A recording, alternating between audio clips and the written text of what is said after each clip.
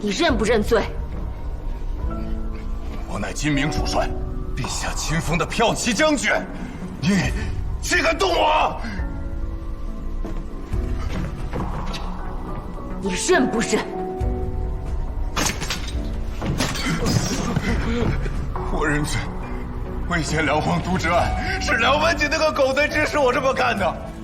我知道陆大人是个好官，他是为了救百姓才使用的非常之法，可我没得选啊，是梁文锦那个老匹夫逼我的。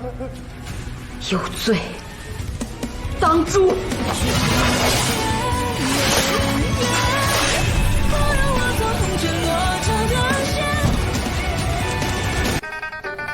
嗨，但我还是觉得呀，新姑娘好，性子好，人实在，最重要的是，你们俩都成亲了。又不是真的成亲，只不过为了结成血气罢了。哼，这话说的，真像个忘恩负义、过河拆桥的负心汉。你是战鬼族和人族的混血，身负五不全之症，想要摆脱神法转生成人，须得过5关，换皮、换肉、换骨、换血、换心，每一关都是生死一线，须得找到至亲家人，同你结下血气，在识海之中连成一线，方能在你濒死之时借你一线生机，助你死里求生。你没有亲人，所以得找个人成亲，同你结下这血气誓约。所以呢？所以成亲是真的，连老天都认的，你凭什么不认？再说，新姑娘人也挺好的，你为什么看不上人家？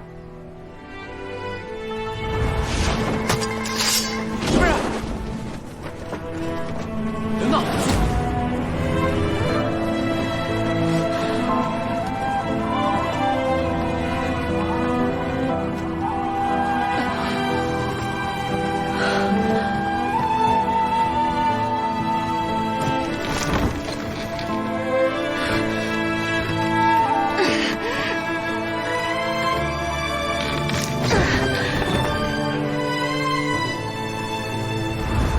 他有喜欢的人，他说自己是克夫的命，想找一个死囚成亲，去掉自己身上的煞气，免得未来伤到自己爱慕之人。哦，这我倒是不知道。这桩婚事原本就是一场交易，各取所需罢了。我和他以后再也不会相见了。唉，难得遇上这么好的一个姑娘，可惜了。不过她是修行之人，活得久，没准等你过了后面几关，还能再续前缘呢。冤有头债有主，冤害他人之人，必定不得好死。他说他之前去京城为陆怀申冤，所告之状，皆石沉大海。名字对不对？然后呢？然后我便快马加鞭地赶回了京城，将此事上报朝廷。可是根本就没有人相信我，他们不会相信一个修者会管凡尘俗事，而且他们更不相信，在京城中严密的守卫之下，会有人能取掉官员的首级。直到那一夜，赵大人在府上举办寿辰夜宴，前来道贺的官员众多，可就在刚刚酒过3巡之时，突然闪过一道罡气，赵大人的脑袋就没了。只见罡气不见人，是那修者动的手。这才仅仅只是一个开始。不到1个时辰，城北也传来一个消息：周大人在层层禁卫军的保护之下，被人一剑封喉。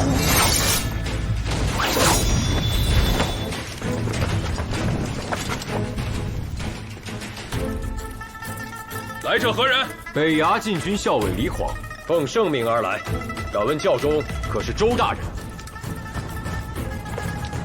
大人，是北衙禁军。大人，周大人，杀得好，杀得痛快。相比凌迟，一刀毙命算是便宜他了。名单上的人按照顺序依次死去，排在第3位的陈大人也开始心慌起来。他连圣旨都来不及请，就在护卫的护送之下，躲到了城外的金明大营里去。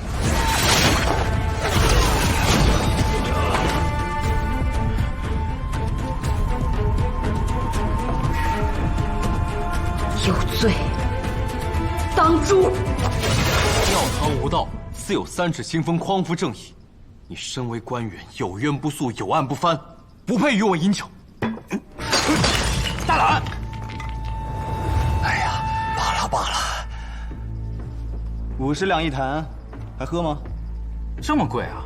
我们这客栈卖的是平安，你们惹了那么大的事儿都进来，当然要贵一些了。我们大人的平安何须你来保？那女子以修者身份干预俗事，破了道心誓言，定会遭到反噬。能不能挺过这一遭还是两说。便是他挺过了，朝廷也已向各大仙门去信，仙门不会坐视不管。等人都到齐了，他的命也就到头了。哎呀，别说了。要我说，这些修者就是惹祸的根苗，陛下就该下令不许老百姓修仙，这样大家都一般水平，就算闯了祸，也大不过天，不是？凡人生有灵根，能够入道修行是何等的不易呀！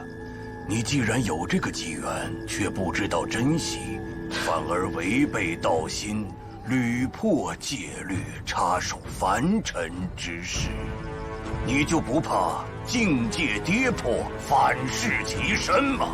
废话真多，还打不打？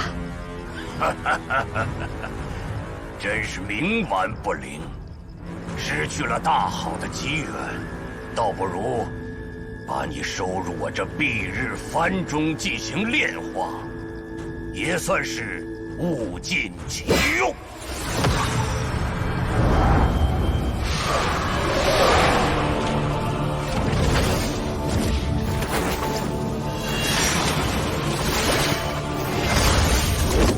哼，天真。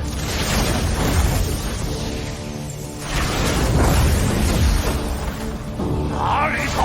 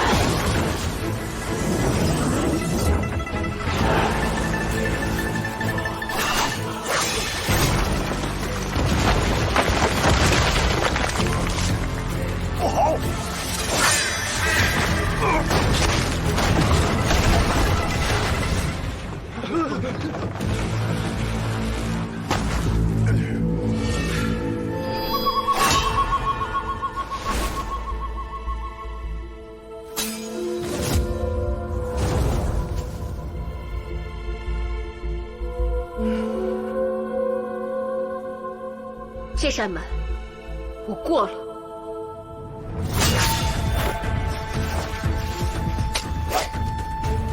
里面的那条命，我要定了。好胆色，你竟敢戏耍老夫！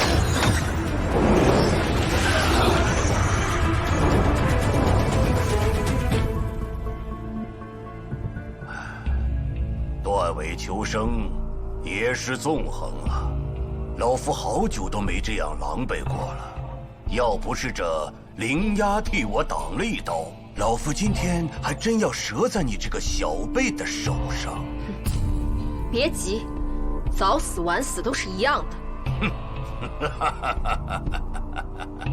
年轻真好啊，血都是热的，手里拎着一把刀，就好像能把世间万物都要斩在你的脚下。可是你忘了，人人都有年轻的时候。废话真多，你到底想说什么？也罢，老夫今天就让你开开眼界。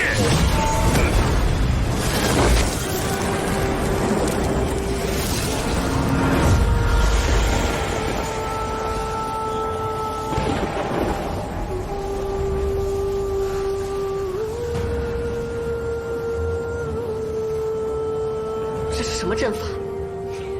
名字我还没有想好，但你可以称之为葬身之地。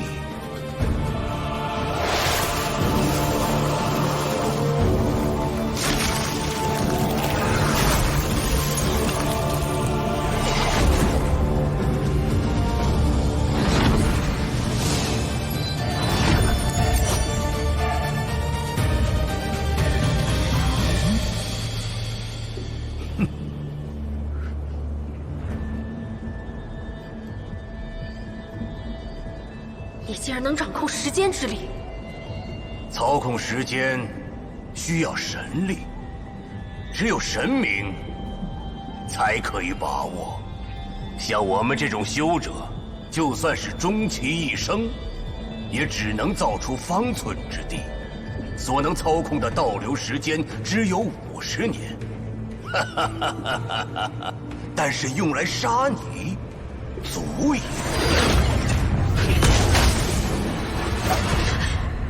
好强的力量！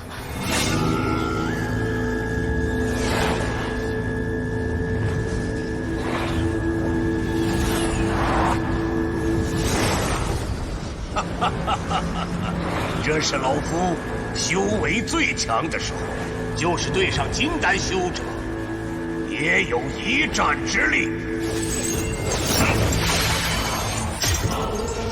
时间倒退了50年，你可能是刚入仙门，连炼气的门槛都没有摸到，你是打不过我的，倒不如乖乖的束手就擒，我可以给你一个痛快。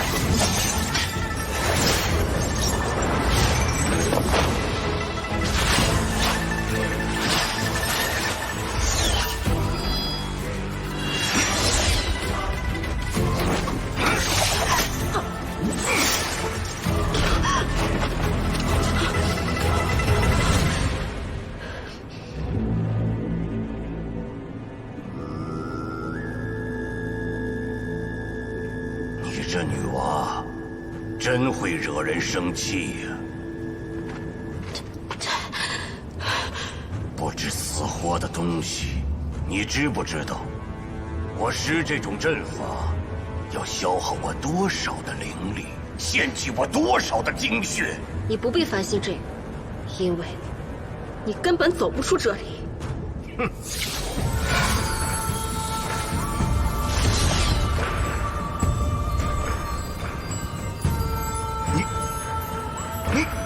你问我为何区区一名炼气4阶修者，竟敢冒天下之大不韪入室杀人，不惧仙门？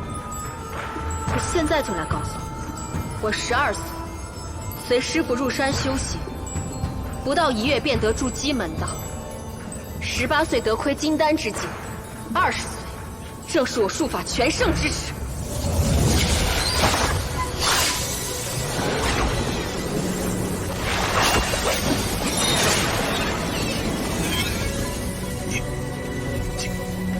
金丹修者，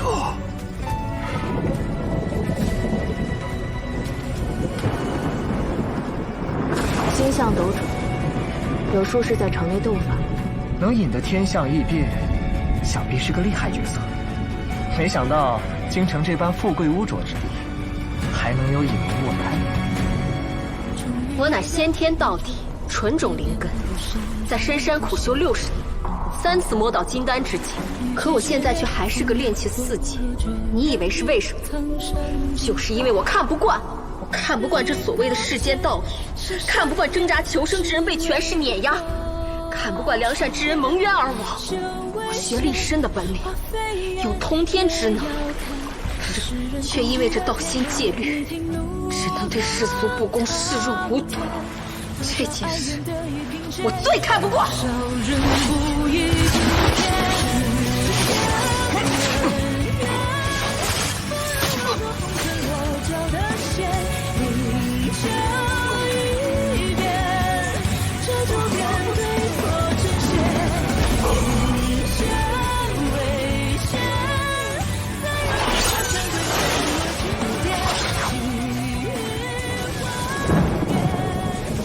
的确是葬身之地，可惜不是我的，而是你的。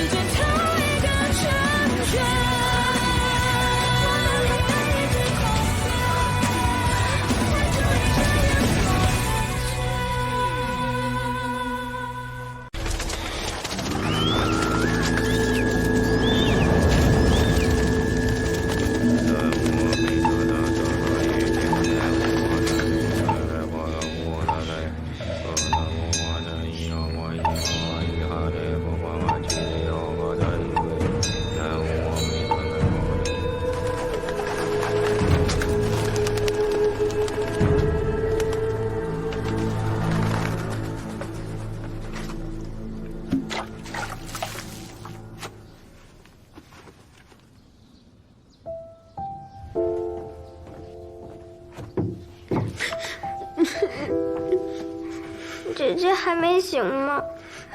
怎么还在流血？她会不会要死了？别乱说，姐姐可是神仙，有法力会飞的，你不是也看见了吗？可人家就不会死吗？他们都说，就是因为神灵死没了，人间才会变成这样的。姐姐要是死了，爷爷在九泉之下也会怪罪我们的。要不，我们给姐姐找个大夫吧。我们没钱。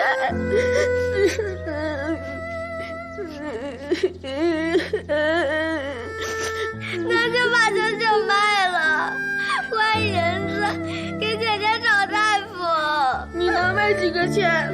还不够求大夫的。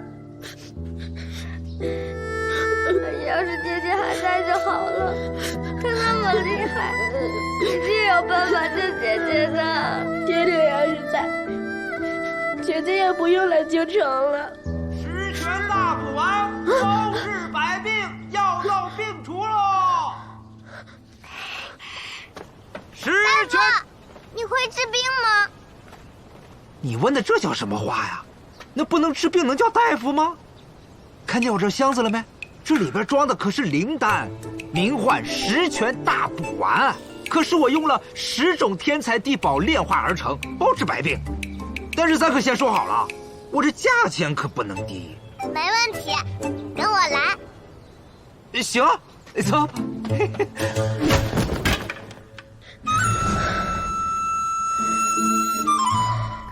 我们知道你的诊费很贵，但我们现在没钱给你。但旁边那个姐姐是仙人，你只要救活她，她会报答你的。等我们长大赚了钱，也会还给你的。啊！救命！不是我不想救，是我就救不了啊！我就是个卖药骗钱的。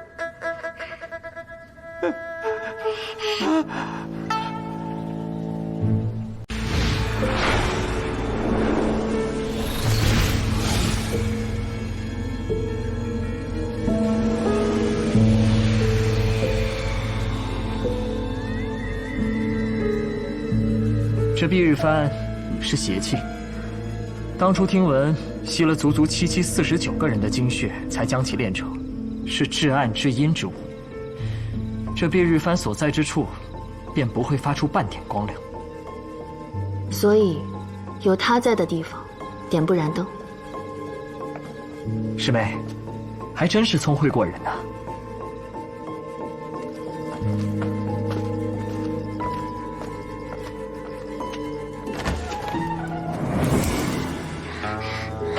哎，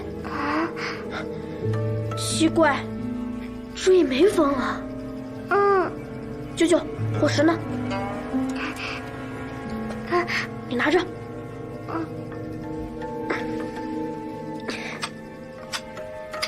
哎，怎么打不出火星呢？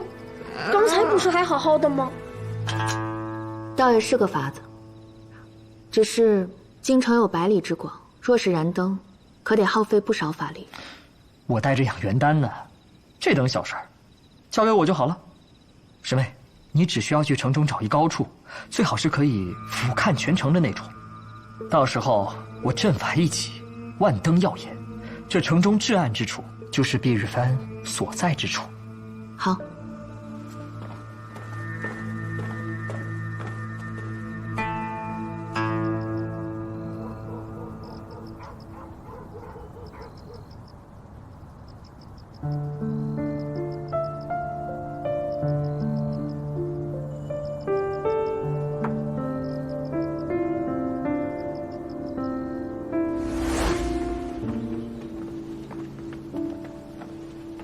这雪还没化呢。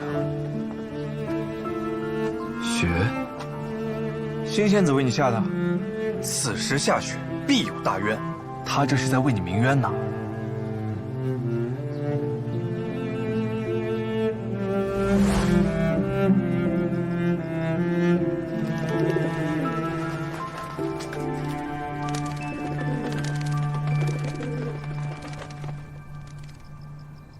可有找到他的踪迹？没有找到新仙子，但却有意外收获。你猜我在城里瞧见了谁？客栈里那几位修者，又来了2个，一个吹笛子的，还有那个调戏你的小妖女。不过你放心，我的那群鸟都找不到新仙子，他们也休想找到。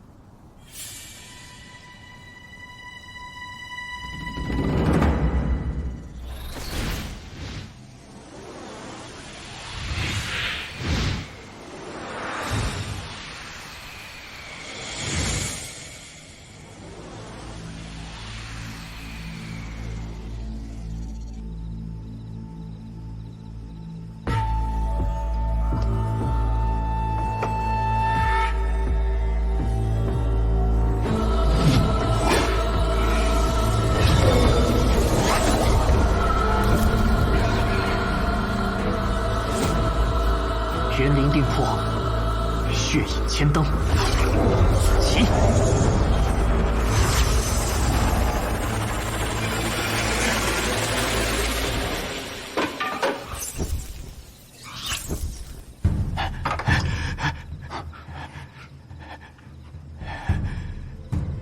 怎么回事？大人，我去看看。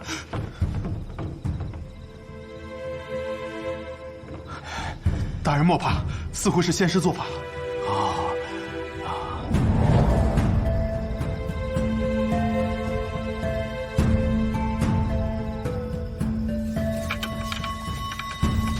别急，马上就到你出场了。